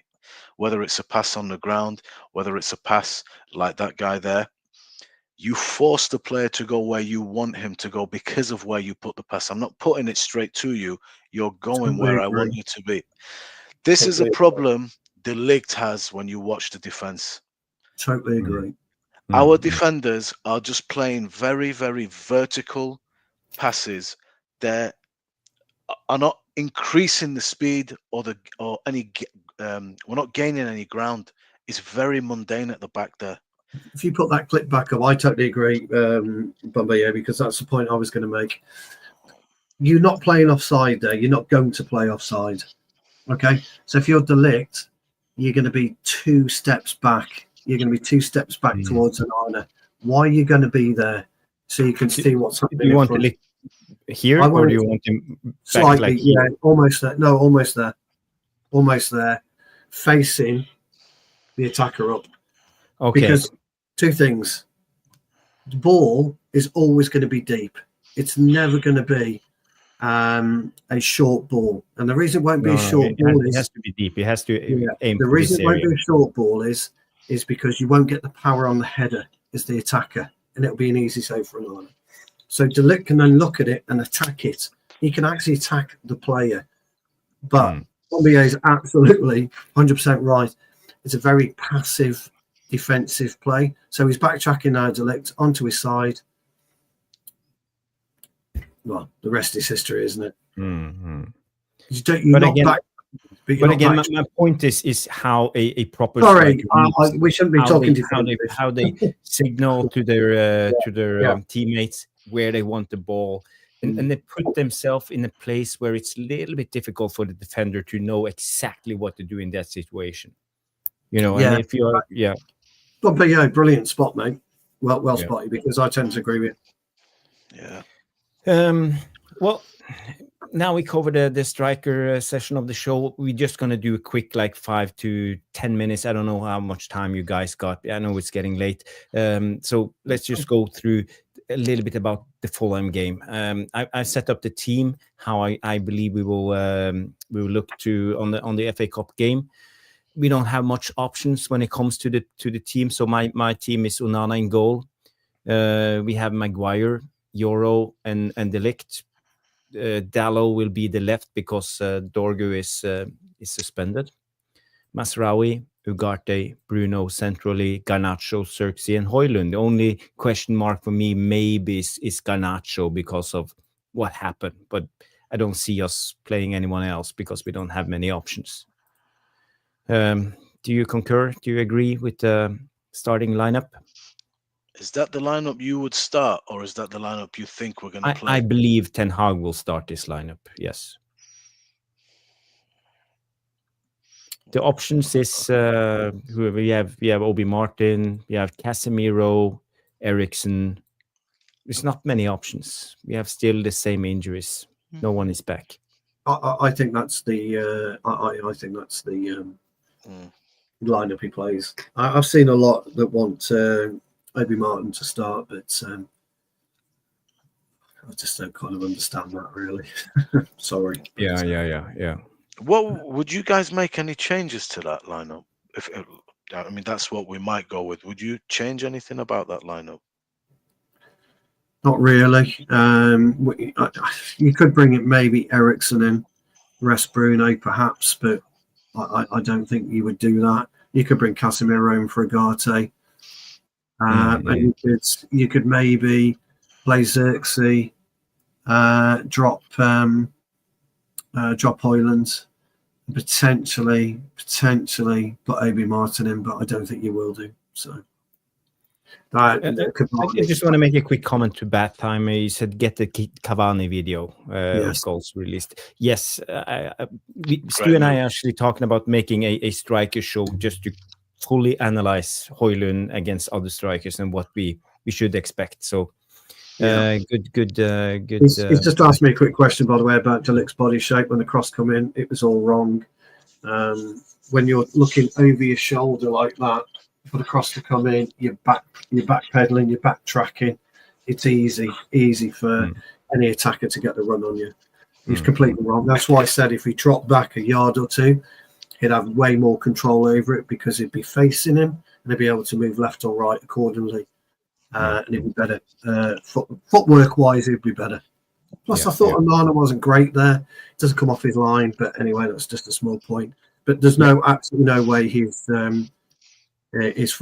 body shape was right on the cross itself. No, not in my opinion, anyway. Sorry. I just want to answer this to say to we big up. Thank you for tuning in, and I just want to say be careful. You have to do it the right way, or things will happen. So if you know, you know. So just send me a message on X, and I will tell you how to do it. So thank you, V, for all the comments and contributing to the chat. Let's go back to the match. This is how I see Amorim is doing it. My worries with this is the defensive, how we will press, because Garnacho, he's tend to lock on to the fullback because he's a winger naturally. Højlund is very passive when it comes to pressing. He doesn't angle his body in the right way, and Xerxes is kind of lazy when it comes to pressing.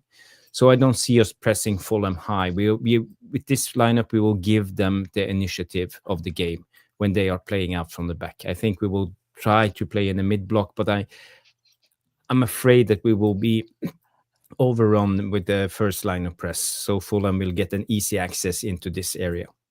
So that's my biggest worry with this lineup. Another worry is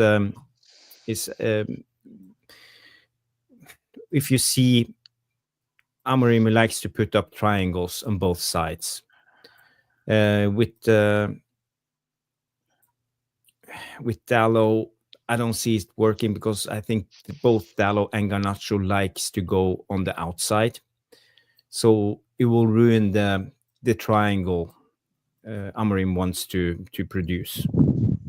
But the idea with the triangles is we can press, let's say, like this and create overloads and we have options all the time because they will be lower and probably he will be here, Iwobi will be here, and Berger will be here. So we will have the Ligt as a free man and always Højlund to be the option so we can overload on the sides.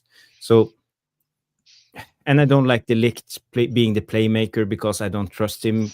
I would much rather see Euro being the playmaker on this side. And recycling the ball when we play the ball back and try on the other side and try to shift play. So this is my worries with this lineup, but yeah, it is what it is. Any takes? I mean, isn't that's our usual there. That's our weekly bread and butter, what you're showing. Yes. Yes, it is. That's the bread and butter concerns. Let me just see this. And also we have Fulham, and in the last game they set up in a 3-4-3, the same formation as we play. So we might be, because they usually do a 4-2-3-1, but last game they played a 3-4-3, and maybe this is the manager's preference when they play against, because they played against Wolves, then play like same formation as we do. So maybe they just do it to counter the opposition. To stop them coming out is very straightforward. They'll use Berg or they'll use Lukic. But this is how you should do it, and we don't do this, by the way. So, guys, I'm just telling you the best way to get around this and stop it. You push Højlund slightly on Anderson. When they're in possession, they're coming from the back. And then you run Xerxes and Garnacho in and around Lukic and Berg. Mm-hmm. Okay. Bruno and Agate kind of just in front on the halfway line. Stop them coming out. They can use the wings, no problem. But that's the reason you have Mazzari, De Ligt, Dalot, and Then we set up in the Pentagon, and we know that's what Amorim wants. That's how we should be doing it. We don't do this, by the way. We've all seen this. We don't press like this. We never have to. And the reason you put Højlund right on Anderson is because he can then take over from Diop, or he can take over on Beasley if he needs to. You can suffocate them. That's all you're doing. You're just suffocating them. You're not allowing them easy momentum and easy access through the back. Okay? And that's why you do it. But we don't do that.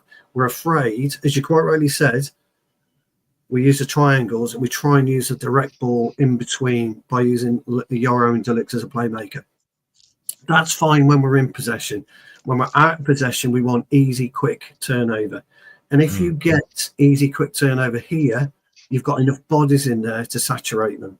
That's the best way to stop them coming out. It won't happen, Jarvis, by the way, BomÀye. You know that. It won't happen. But you know that is the best way, suffocate them. Because, Jarvis, and you put this eloquently last time we played them when we beat them 1-0. They used Berg all the time from deep. Do you remember? Yes. He's their playmaker. He's the guy to stop. Yeah. Lukic would just trot alongside him, wouldn't he? Just trot alongside him.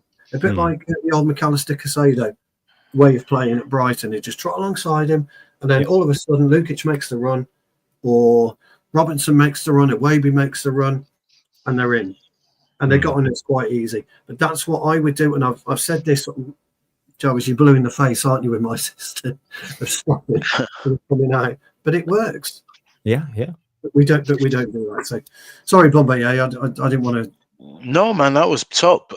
You know, I mean, I like this show because I learn about this stuff from this show. So kudos to you both. What's the issue? Is it a trust issue, trusting each other? Is it trusting the amount of risk involved in this?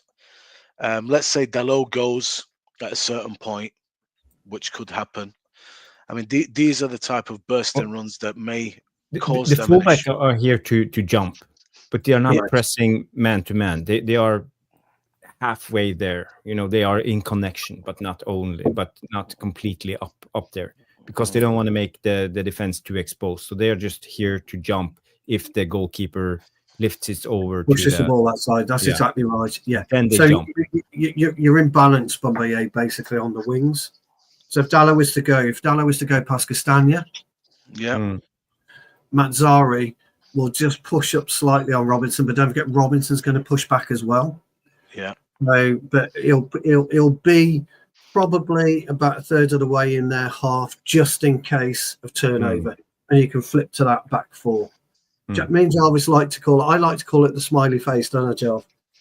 Yes, I call it the smiley face. Yeah. Jarvis likes the frown. He calls it the frown when we're in defensive mode. But that's the idea of that. That's what's.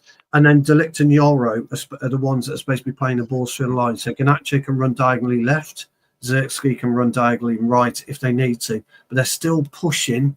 Berg and Lukic have got to go with them until they pull some off. The weakness there, Stu, is these two guys. I highlighted because exactly right. Yeah, they don't have the legs or positionally disciplined. You know, Garnacho is not disciplined, and Zirkzee is just lazy when it comes to press play. So I think this is our issues with this set. Yes, no, it is, and I think that's why. But so Bomàye's question's right. I think it's a trust element. With regards to Dalot and Mazraoui. Yeah. Let's say we had two guys that were very competent there. Does that change the position that we're in right now? What does that effectively do? Or is that what it is there? They are kind of halfway men. I mean, okay, there's an out ball there. There's an out ball back. But are they going to commit forward at any point? Drag somebody, open a space, maybe be found? Whether it's from deep, whether it's by Zirkzee unexpectedly, or is that what we're looking at as it is?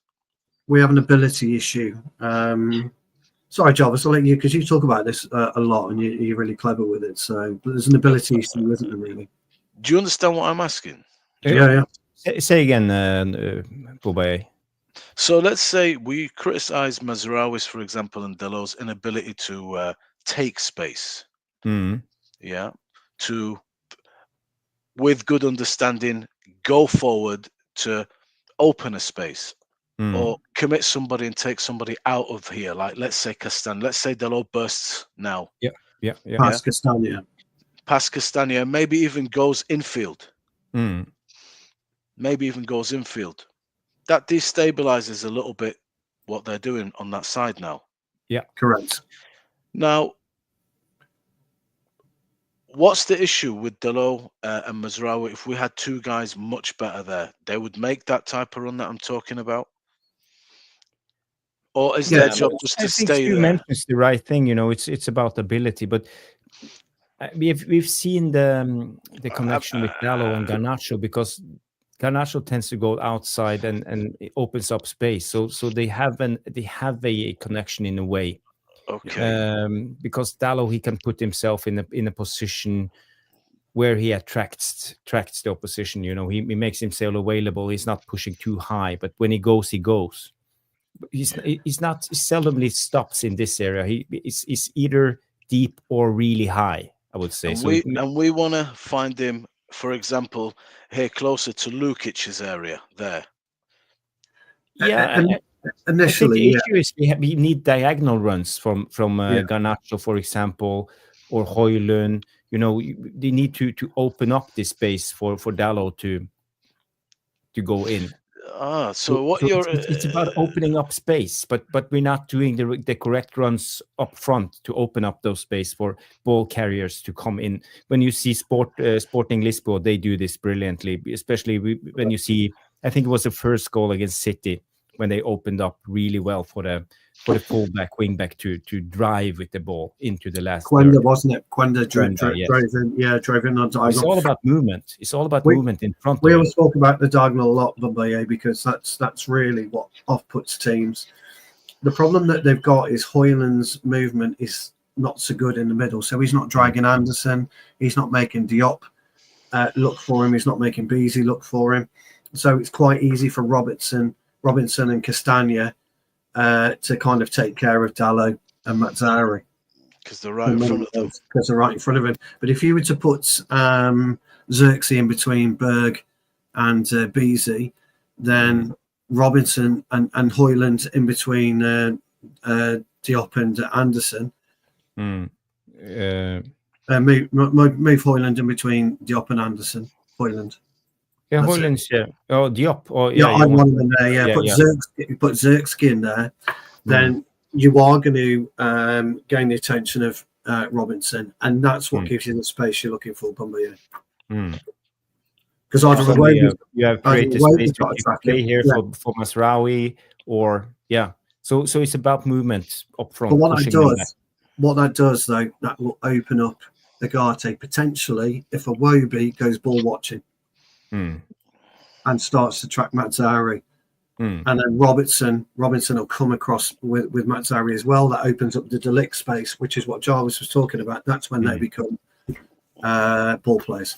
Do you know what? This system would be a beautiful system to play in as Dalot or Mazraoui, really, if you had the ability and the confidence to cut in field and take that space. Yeah, you could put a lot of joy. Yeah. Interestingly enough, boxing before. Boxing Straight Talks come up and says a 4-4-2, and it, football. You can talk about formations all you like. I mean, Jarvis have come back to this on many occasions, guys. You always come into a 4-4-2 eventually. It always happens when you're dragging people around, when you're moving stuff around. You just don't start in that position, but ultimately you evolve into it. We've spoken about it all the time, but it's clever, Amorim's system and the way Fulham play it, by the way, Fulham play it really fluidly, don't they, Jarvis? Berg is their linchpin. Berg is just on a playmaker, on a different planet when it comes to playing in this system for them. And he's got a real good partner in crime in Lukic. Iwobi is the kind of, he's the jack in the box, isn't he? He's going to have a good game. He's going to have but he's a ball carrier. He will get the ball and run with it. He will run. So he's a jack in the box, though, isn't he? Yeah. Sometimes he'll have a good game, sometimes he won't. But that's how We it's know supposed to be. when it comes to Andreas Pereira, maybe Sorry. I don't know. will start. I'm laughing now as soon as Stu grabbed the Dama. Yeah. When he Adama, came on yeah. last Adama time, do you remember? Traore. Yeah, Martinez, brilliant. Yeah. Will it be? Is it Adama playing? Is Traore playing, or We don't know, but he could play. Did last time say he was injured? Nah, he's available, I believe. Okay, I Not thought on their it injury was, list. but I mean, look, you know, yeah, good old Traore with his gel, his baby oil. The injury list for Fulham is Smith Rowe, it's Wilson, Tete, and Nelson. So they only have 4 injuries confirmed. So Adama is available. Yes. Yeah, Smith Rowe's a decent loss. He's a loss. Yeah. He's a loss. Yeah. So, guys, what's your score predictions for the game? And give me your goal scorers too. BomÀye can go first. 2-1 United. Xerxes and Bruno. 2-1, Xerxes and Bruno. Fingers crossed. Living in dreams. That's where I am. Yeah. Stu? I think we'll get through 1-0 again. And Harry M, he's going to pop one in with that massive head of his. Biggest head in the world. Bang. Dreaming. Absolutely power one in. No, I think we'll win 1-0. I think it'll be actually a scrappy game. I think we'll win by spot kick, Bruno. Okay. My prediction is 1-1 in full time. We will go to extra time, and I think we will win it in extra time. Goal scorer will be, let's say Højlund. Let's Højlund. Give Højlund a goal. He needs a goal. I've been saying this so many times, but I really think that Højlund needs a goal. Get his confidence up. Do you think? It will be good for all of us. Maybe it will be easier to sell him, or he will just kickstart the season. Mr. B comes in and say 2-1 United. Yeah, I agree, but I said extra time. Yeah, that's a good shout. Bath Time's made quite a good shout here. I mean, Bath Time, just for the record, I'm a massive Polina fan. I think Polina is superb. But I did say on the last time that Fulham played United, I thought the Berg was a better balance for Fulham than what Polina was. So I totally agree. Mate. But I love Polina. I think Polina is a brilliant player. But I just want to make that point. Bath Time knows his football. It's really interesting reading your comments. So yeah, well, they all do. They all do. That's the thing about the Devilish Tacticos. They know ball. Every single one of them knows ball. Amalis from Ten Haram comes in and say the youth players just battered and dominated and destroyed Arsenal. It's in the FA Youth Cup, and the senior team should be able to beat Fulham. Yes, it's good to see the youngsters get a win. It was the quarterfinal of the FA Youth Cup, so quarterfinal was it? Yeah, 3-2. Yeah, well done. That was a good sign for you. Without Obi Martin, or Chidu Obi as he wants to be called. Yes, watch out for Kone. Yeah, I've heard that name now a bit. He looks good midfield. Yeah, he looks a player. He does. Looks a very good player. So, guys, we are 1 hour 58 minutes 30 seconds into the stream. I think it's time to wrap it up. It's good night for everybody, and I'm so happy that all you guys have been here all the time. We are currently 126 people watching. We are on, let's say, 46. So if you haven't liked the stream, please like now so we can get to 50 before we end the stream. That will be fantastic. I have to big up to Mano and RobTaff gifting memberships to the fantastic community of the Devilish Tacticos. And all the questions and comments that came in. And a big thank you to BomÀye for being the special guest on the show. Yeah, my pleasure. Anytime. It's good to have you on. Thanks for having me. Yeah, it was great. Always good to have you on, Bomàye. You are always free to come on. If you want to come on, you see me and Stu here, send me on WhatsApp and I will send you the link right away. Thanks, guys. And to Stu, my co-host, always coming on. I know it was a late one. It's always tough when it comes to the weekends. We have obligations, families, We all do. of this. But I'm happy that Good you tonight, found the enjoyed it. time to I enjoyed join. it. Yeah. I And enjoyed it. Jordan Wall, big up. He's one of the guys who gave us a retweet on Twitter. The same with, let's check it out. Let's see how many retweets we got. We have Yeah, three I know, I looked. retweets, Stu and Jordan and me. So, guys, next time, I hope that all of you can give us a retweet Yes, and get please. us out there on the ether of internet. So it's been a top show. We have a game coming on Sunday. When is it? This is 4:30, I believe. 4:30 Sunday. 4:30 Yeah. kickoff. Yeah, I'm not quite. It's Cool. on BBC One or ITV, I think. it'll be. Home or away, guys?